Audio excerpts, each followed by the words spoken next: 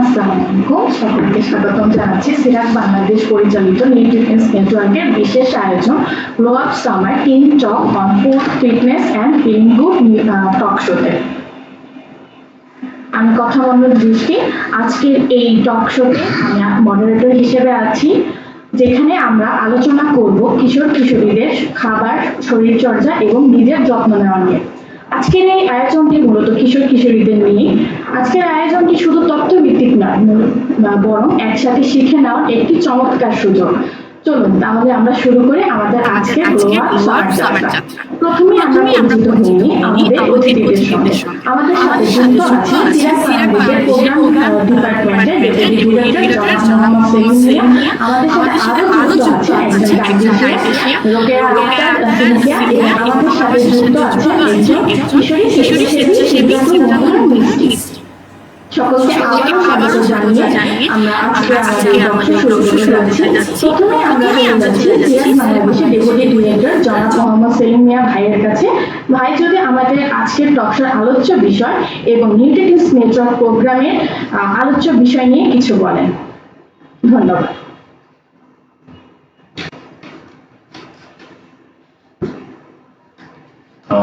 ধন্যবাদ কথামণ্ডল দৃষ্টিকে। শুভ বিকেল। পরিচয় তো দিয়েছে, তারপরে একটু বলি। আমি মোহাম্মদ সেলিম মিয়া, উপপরিচালক প্রোগ্রাম সিরাত বাংলাদেশ। সিরাত বাংলাদেশ কর্তৃক নিউট্রিশনস নেটওয়ার্কের মাধ্যমে আয়োজিত আজকের এই টক শোতে যারা উপস্থিত হয়েছেন, যারা অনলাইনে সংযুক্ত রয়েছেন, সকলকে সিরাত বাংলাদেশের পক্ষ থেকে আন্তরিক শুভেচ্ছা এবং অভিনন্দন জানাচ্ছি। আজকের আলোচনার বিষয় গ্রীষ্মকালীন খাবার।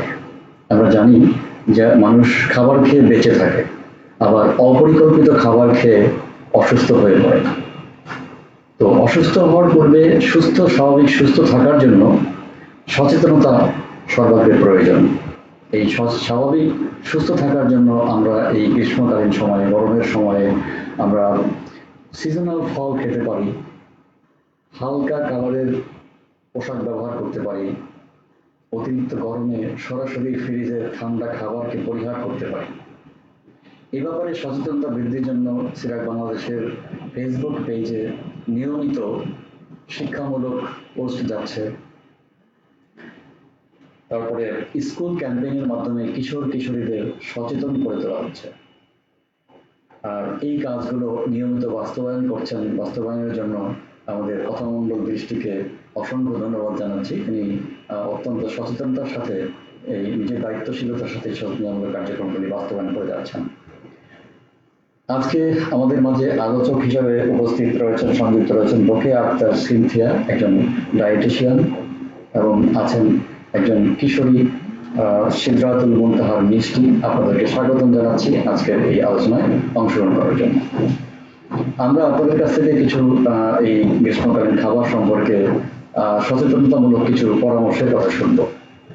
আমি এ পর্যায়ে সিরাত বাংলাদেশের প্রোগ্রাম ডেভেলপমেন্ট অ্যাসোসিয়েট কথামণ্ডল দৃষ্টিকে পরবর্তী কার্যক্রম পরিচালনা করার জন্য আহ্বান জানাচ্ছি।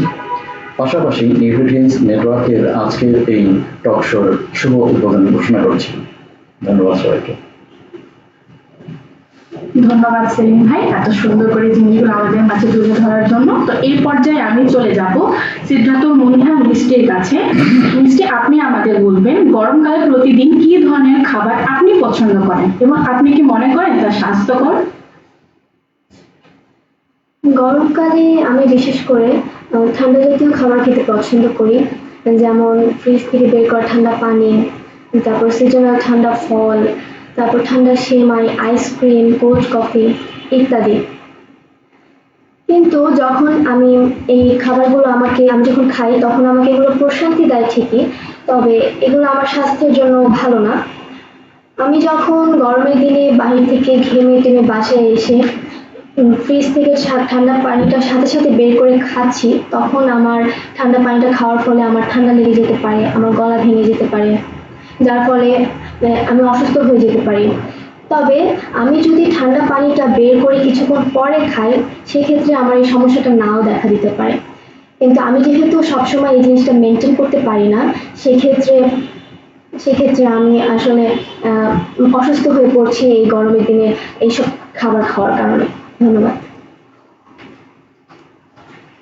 ধন্যবাদ সিদ্ধাতুল। আপনার কাছে আমার আরেকটি কোশ্চেন থাকবে। আপনি কি মনে করেন খাবারের ধরন আপনার মন মেজাজ এবং ক্লান্তি ভাবের সঙ্গে সম্পর্কিত? হ্যাঁ, অবশ্যই খাবারের ধরন আমার মন মেজাজ এবং ক্লান্তি ভাবের সাথে সম্পর্কিত।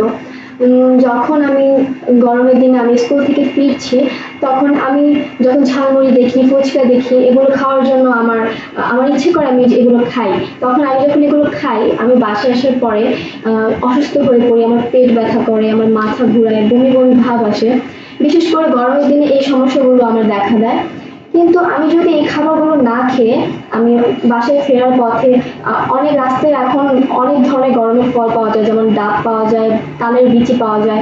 আমি যদি এগুলো খেয়ে বাসায় আসি, এগুলো খেতে খেতে বাসায় আসি, সেক্ষেত্রে আমার এই ধরনের সমস্যা বা অস্বস্তিকর সমস্যাটা আমার দেখা দিবে না। আমি আরো এনার্জেটিক ফিল করব, প্লাস আমি অসুস্থ হয়ে পড়বো না। আমার ভালো গরমের দিন আমি ফ্রেশ ফিল করব। ধন্যবাদ সিদ্ধাতুল। তো এই পর্যায়ে আমি চলে যাব রোকেয়া আক্তার সিন্ধিয়া আপুর কাছে। তো আপু অলরেডি সিদ্ধাতুল আমাদের জানালো যে ও গরমের দিনে ঠান্ডা খাবার খেতে পছন্দ করে। তো এ ব্যাপারে আপনার কি মনে হয়, এটি স্বাস্থ্যগত প্রভাব কি? কিশোর কিশোরীদের জন্য স্বাস্থ্যকর খাবার রুটিন কেমন হওয়া উচিত? ধন্যবাদ কথা। আহ, ধন্যবাদ সিদ্ধার্থকে। যেহেতু ও একজন টিনেজ, আর আমাদের অলরেডি সে বললো, তার কাছ থেকে আমরা জানতে পেরেছি যে যেহেতু গরমকালে সে ঠান্ডা জাতীয় খাবার এবং ফাস্ট ফুড জাতীয় খাবার খেয়ে থাকে। আমাদের দেশে টিনেজ যারা, তাদের মধ্যে এই প্রভাবটা দেখা যায় যে তারা প্রচুর পরিমাণে আহ, ঠান্ডা জাতীয় খাবার বা ফাস্ট ফুড জাতীয় খাবার খেতে পছন্দ করে।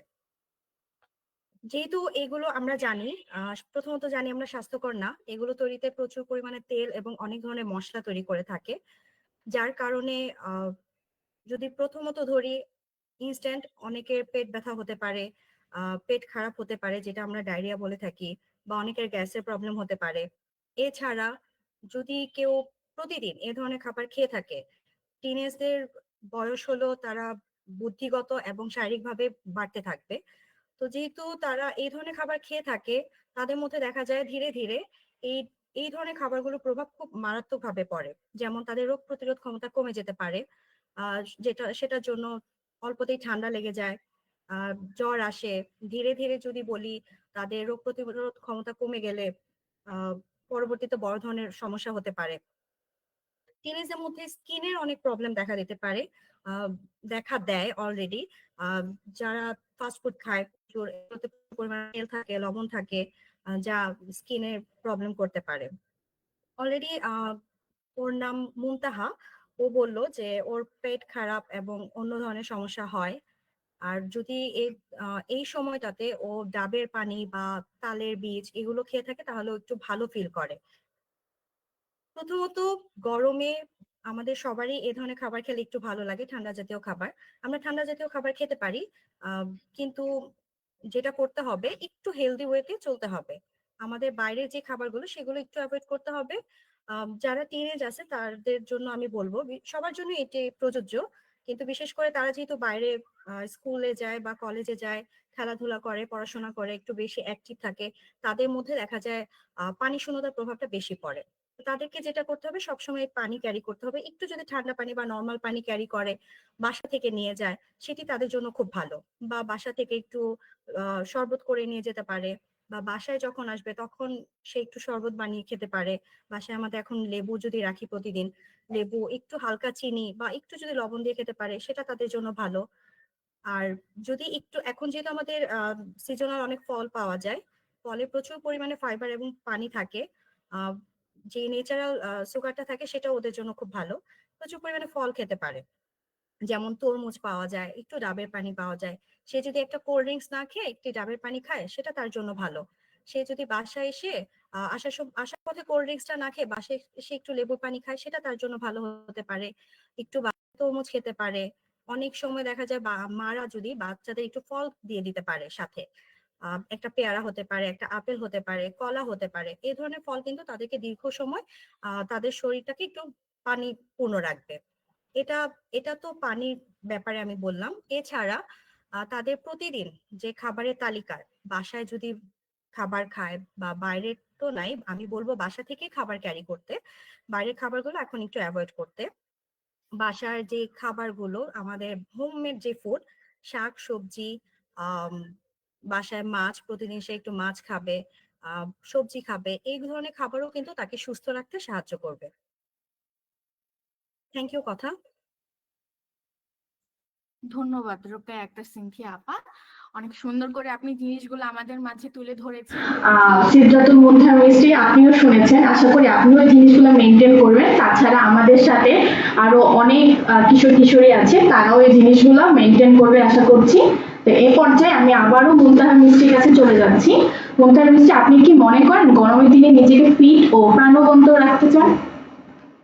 সেটা কিভাবে রাখতে চান? হ্যাঁ, গরমের দিনে আমি নিজেকে ফিট ও প্রাণবন্ত রাখতে আমি যা যা করতে পারি, যেমন আমি বেশি বেশি পানি খেতে পারি, তারপর ঠান্ডা শরবত খেতে পারি, লেবুর শরবত খেতে পারি, তারপর আমি ঠান্ডা পরিবেশে থাকতে পারি, আরামদায়ক জামা কাপড় পরতে পারি, তারপর হচ্ছে আমার মন মানসিকতা ভালো রাখার জন্য আমি আমার পছন্দের কাজগুলো বা পছন্দের স্বাস্থ্যকর খাবারগুলো খেতে পারি। তো এই তো আমি মনে করি যে নিজেকে প্রাণবন্ত রাখার জন্য আগে নিজের শরীর ঠিক রাখা প্রয়োজন এই গরমের দিন আমাদের। ধন্যবাদ। ধন্যবাদ। রোকেয়া আক্তার সিনথিয়া আপা, আবারও আপনার কাছে আসছি। ইদানিং খুবই গরম পড়ছে, যার জন্য হিট স্ট্রোকও খুব বেড়ে গেছে। তো হিট স্ট্রোক বা পানি শূন্যতা এড়াতে কিশোর বয়সে কি কি সতর্কতা অবলম্বন করা উচিত বলে আপনি মনে করেন? ধন্যবাদ কথা।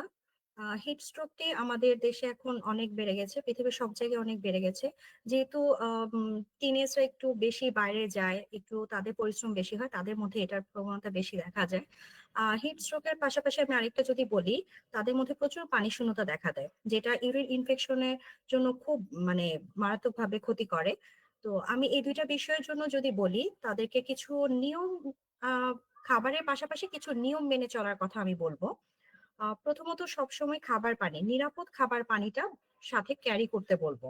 একটা বোতল বাসা থেকে ক্যারি করলো, বাসায় যতক্ষণ সে থাকবে পানি তো সে খাবেই।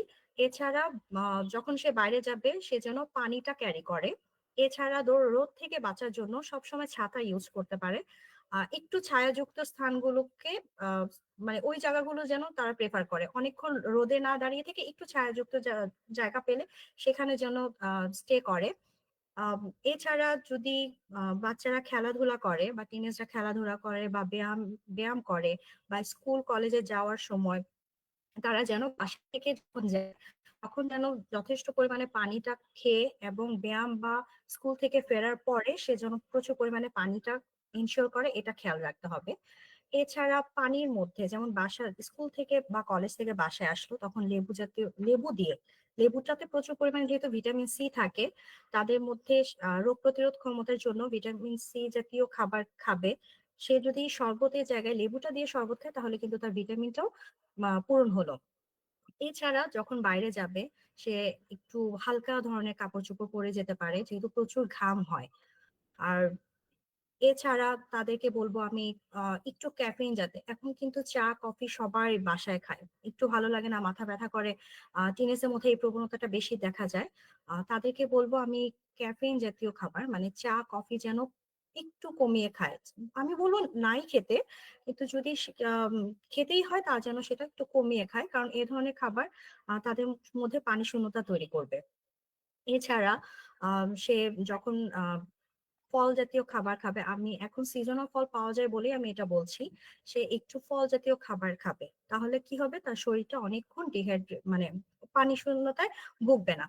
টিনেজদের মধ্যে আরেকটা প্রবণতা দেখা যায়, আমি মুন্দা যেহেতু টিনেজ আমি তার জন্য বলবো যে যখন তারা বাইরে যায়, তারা লং টার্ম বাইরে থাকলে ওয়াশরুম ইউজ করতে চায় না। তাদের মধ্যে এই প্রবণতাটা বেশি দেখা যায়। সেই কারণেই কিন্তু অনেক বাচ্চা পানি খেতে চায় না, যে আমি পানি বারবার খাবো কিন্তু আমি ওয়াশরুমে আমাকে যেতে হবে, এটার জন্য তারা পানিটা অ্যাভয়েড করে। আমি বলবো যেখানেই যাক ওয়াশরুমটা ইউজ করবে এবং সেটার জন্য পানি খাওয়াটা কখনো যেন ওরা বন্ধ না দেয়। আরেকটা বিষয় দেখা যায় তাদের মধ্যে, এটা আমি বলবো তারা যেন মেনটেন করে, এটা সবার জন্য প্রযোজ্য। পানিটা দেখা যায় আমি অনেকক্ষণ ধরে পানি খেলাম না, আমার হঠাৎ মনে হলো আমি এখন অনেকটুকু পানি খেলাম, আমি 2 ঘন্টা ধরে পানি খেলাম না। যেহেতু আমাদের পানি শূন্যতা দূর করতে অনেক বড়ভাবে হেল্প করে, 2 ঘন্টা ধরে আমি পানি খেলাম না, আচ্ছা আমি এখন পানি খেয়ে ফেললাম, 2 গ্লাস পানি খেয়ে ফেললাম।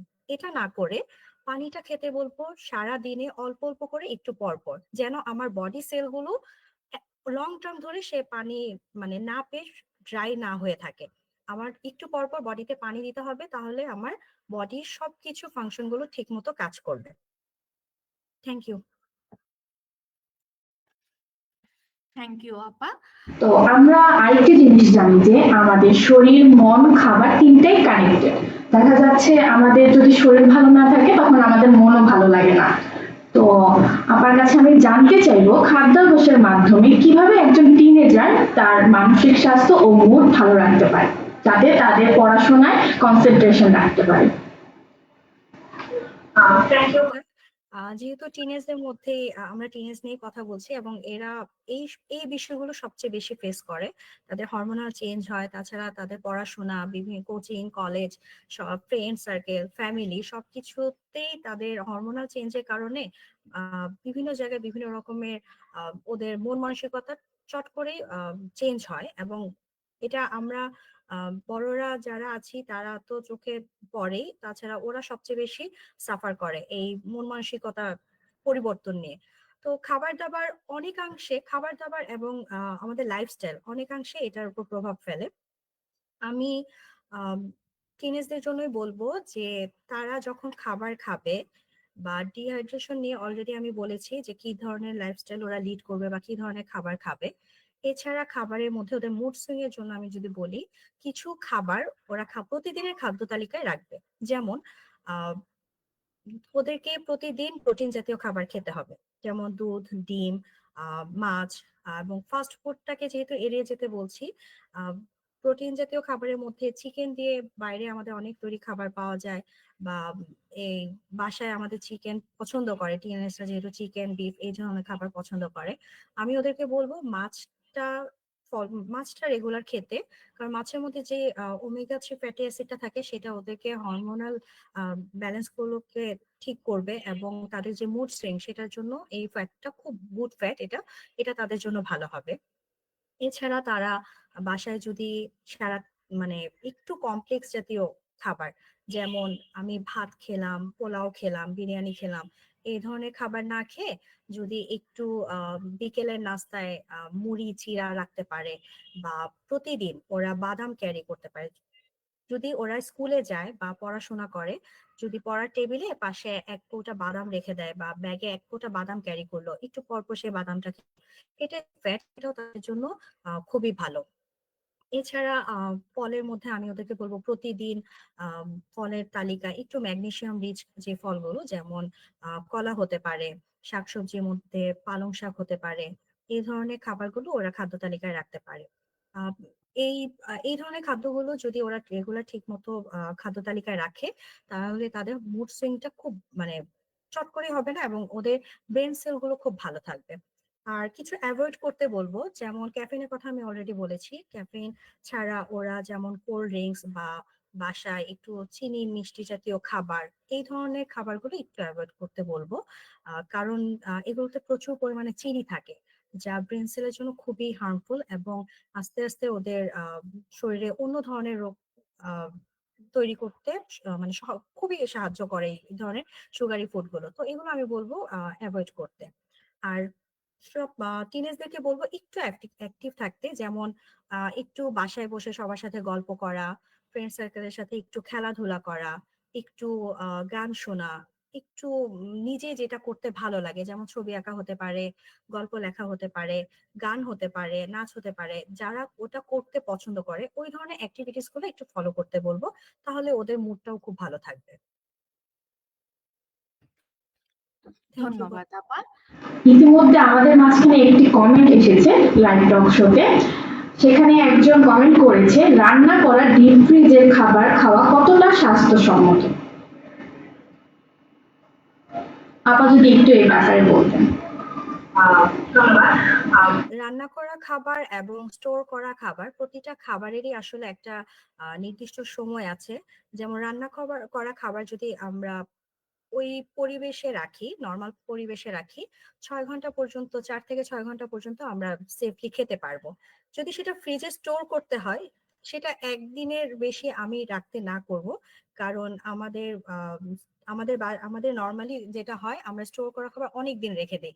সেটা আমি যদি আজকে সকালে রান্না করে রুম টেম্পারেচার সেটাকে ঠান্ডা করে আমি স্টোর করি এবং প্লাস্টিকটাকে যদি অ্যাভয়েড করে আহ, স্টিলের জাতীয় ইয়েতে যদি আমি স্টোর করি তাহলে সেটা সেফ।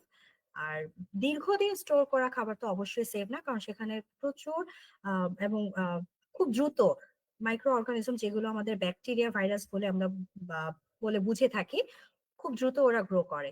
সো আমি বলবো স্টোর করা খাবার, আহ, যেহেতু আমাদের অনেক প্রয়োজনে স্টোর করতে হয়, স্টোর করা খাবার ওই নির্দিষ্ট টাইমের পরে যেন আর লং টার্ম না থাকে, নির্দিষ্ট টাইমের মধ্যে যেন খাওয়া হয়ে যায়। যদি সেটা ডিপ ফ্রিজে হয় সেটাও কয়েকদিনের মধ্যে খেয়ে ফেলা উচিত। আর যদি নর্মাল টেম্পারেচারে রাখি, সেটা যদি সকালে আমাদের বাইরে যদি রাখি, সেটা এক বেলাটা আরেক বেলার মধ্যেই শেষ করে ফেলা উচিত। ধন্যবাদ কথা। ধন্যবাদ আপু। সুন্দর করে আমাদের মাঝে জিনিসগুলো বুঝিয়ে বলার জন্য। আজকে আলোচনার মাধ্যমে কিন্তু আমরা বেশ কিছু ইনফরমেশন পেলাম। আমরা জানতে পারলাম কিভাবে সহজ কিছু খাদ্যাভ্যাস তরুণ বয়সে আমাদের সুস্থ রাখতে পারে। আজ আমরা কিন্তু শুধু পুষ্টি নয়, বরং সচেতন, স্বাস্থ্যবান ও স্মার্ট ভাবে কিভাবে আমরা গরমকালকে কাটানো যেতে পারে সেটিও শিখলাম। গ্রো আপ মানে কিন্তু শুধু নিজেকে বদলে ফেলা নয়, বরং নিজের মধ্যে আলো ছড়ানো, নিজেকে ভালোবাসা এবং নিজের যত্ন নেওয়া। আমরা আজকের এই টক শোতে একদম শেষ পর্যায়ে চলে এসেছি। অনলাইনে যুক্ত সকলকে অসংখ্য ধন্যবাদ আমাদের পাশে এতক্ষণ ধৈর্য ধরে থাকার জন্য। পরবর্তী আয়োজনে আবারও দেখা হবে। ততদিন সুস্থ থাকুন, ভালো থাকুন। সকলকে ধন্যবাদ জানিয়ে আমি আজকে আমার এই টক শো শেষ করতে যাচ্ছি। শুভ বিকেল।